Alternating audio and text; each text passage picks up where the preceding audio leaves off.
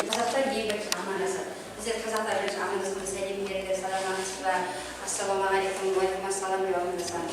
Енді біздер бүгінгі амандасуымыздың түрі дәстүрден тыс амандасумен бастағым келіп тұр. Дәстүрден тыс амандасу, бәріміз қолымызды алақанымызды алға жайайық. Алақанымызды алға жайып тұрайық. Енді алақанымызды жайып бір-бірімізге қарап басымызды изеп амандасамыз. Енді алақанымызды көршімізге қойып, алақанның үстіне амандасамыз. Алақанның үстіне алақанға амандасамыз. Бәрімізге жақсы. Енді келесі амандасуымыз алақанның сыртымен амандасу. Сыртымен амандасамыз. Жақсы. Енді келесі амандасуымыз маңдайымызды түйістіріп амандасамыз. Көршілерімізбен маңдайымызды түйістіріп амандасамыз. Өте жақсы. Енді соңғы амандасуымыздың түрі бір-бірімізбен иықтарымызға тізелерімізбен амандасамыз. Оң жақ, сол жақ. Тіземізді көтеріп амандасамыз бір-бірімізбен. Өте жақсы, өте жақсы. Рахмет, қатысқандарыңызға көп рахмет. Енді келесі жаттығуым көзіміз жұмып, өзімізді еркін ұстап, көзіміз жұмулы, иығымызды, өзімізді еркін ұстап, көзімізді жұмамыз, айналамыз тып-тыныш, ыңғайланып отырып аламыз. Сізге өте жайлы, тып-тыныш, сіз тек менің дауысымды естіп тұрсыз. Сіз келе жатырсыз, алдарыңызда орман шықты. Көз алдарыңызға елестетіңізші, яғни орман қалың ба, әлде сирек ба, оны өздеріңіз таңдайсыздар. Сіз келе жатырмыз, алдарыңызда үлкен қақпа тұр. Ол қақпадан секіріп өтесіз бе, әлде ашып кіресіз бе, немесе айналып өтесіз бе, оны да өзіңіз шешіңіз. Сіз әлі келе жатырсыз. Алдарыңызда үй көрдіңіз. Ол үйге кіресіз бе, әлде кірмейсіз бе, айналып қасынан өтесіз бе, оны өзіңіз біліңіз. Сіз келе жатырсыз. Алдыңызда құмыра көрдіңіз. Құмыраны аласыз ба, әлде алмайсыз ба, оны өзіңіз білесіз. Келе жатырсыз. Алыста бір үйір жылқы көресіз. Сіз сол жылқыға жақында барасыз ба, әлде айналып өтесіз бе, оны да өзіңіз шешіңіз. Өздеріңіз білесіздер, мен сіздерді кім не таңдады деп сұрамаймын, сіздерге жауабын айтайын. Сонда өздері кімнің қандай нәрсені жақсы көретін, жақын тартатын нәрсесін жауабы шығады біздерге. Қақпа. Қиындықтан өтуіңіз. Қақпаның ашып кірсеңіз, қиындықтан жай өтесіз. Яғни төзесіз, төзімді адамсыз. Ал секіріп өтсеңіз, қиыншылықтан қиналмайсыз. Айналып өтсеңіз, қиыншылықтан қашып жүресіз. Үй таңдағанда, ол өзіңіздің жанұяңыз. Яғни сіз үйдің адамысыз, немесе үй шаруасына жоқсыз. Құмыра ол сіздің ата-бабаңыздың байлығы. Келесі жылқыны таңдағанымыз, жылқы аттың қасына жақындасаңыз, сіз бақытты адамсыз. Айналып өтсеңіз, өз басыңыздан, бақытыңыздан айналып кеткеніңіз. Оқушылардың өмір қауіпсіздігі және құқық бұзушылықтың алдын алу мәселесі. Жазғы демалыс 2019 балалардың жазғы демалысын тарихи қалаларға саяхаттауды тиімді ұйымдастыру туралы әңгіме, пікір. Келесі мәселе, әртүрлі мәселелер, одан кейінгі мәселе кері байланыс. Олай болса, күн тәртібіндегі бірінші мәселе бойынша тоқталу ден, яғни 2018-2019 оқу жылындағы 3-ші тоқсанның білім сапасының қорытындысы. Бұл жерде 3-ші тоқсанның білім сапасының қорытындысы деп мен 1-ші, 2-ші, 3-ші тоқсан бойынша тоқталғым келіп отыр, әрбір тоқсандағы өзгерістерге. Бізде 2018-2019 оқу жылының басында сыныпта 26 оқушымен бастадық, оның 13-ші ер бала, 13-ші қыз бала, екінші жарты жылдық бойынша, яғни қаңтар айынан бастап, 3-ші тоқсаннан бастап, біздің сыныпта қазіргі таңда 28 оқушы білім алуда.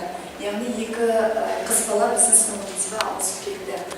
Біз 90 сайын ілгері дамып, яғни сапаны көбейтіп келе жатырмыз. Ол дегеніміз жақсы нәтиже.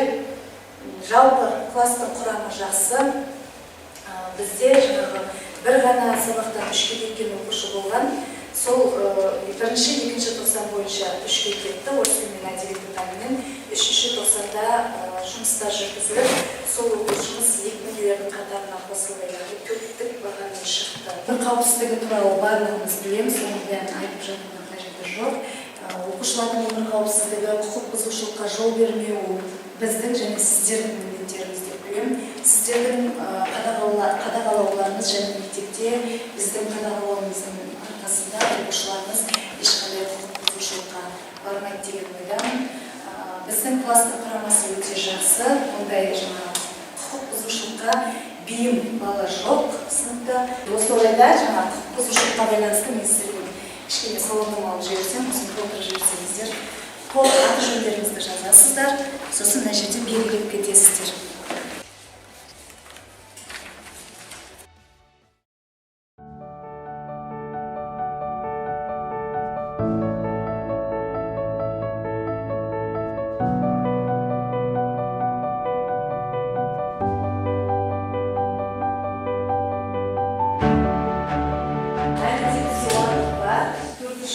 Бастамасы енді басталып жатыр.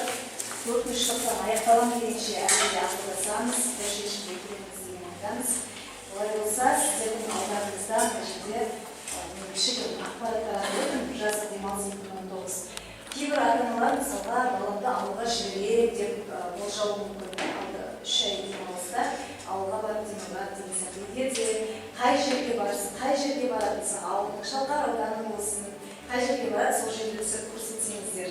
Сосын ертең уже каникулдың уақыты болған кезде өмір қауіпсіздігіне байланысты тақалған кезде қолхат жазылады.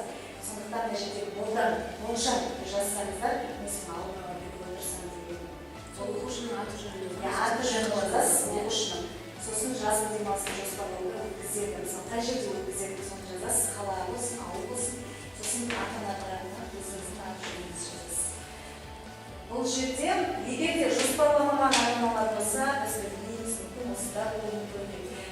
Әлі жоспарлаған жоқпыз деп жазылады.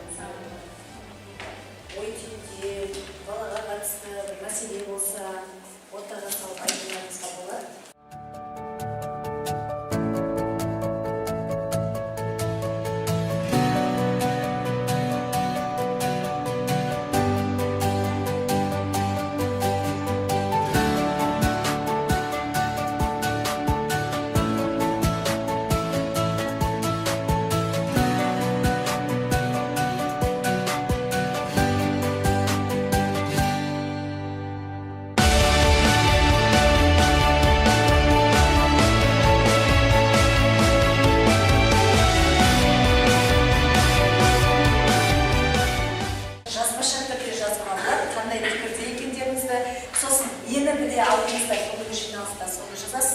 Одан кейін не қызықтырды, және сізге пайдасы бар ма, не жаман, не жақсы болды.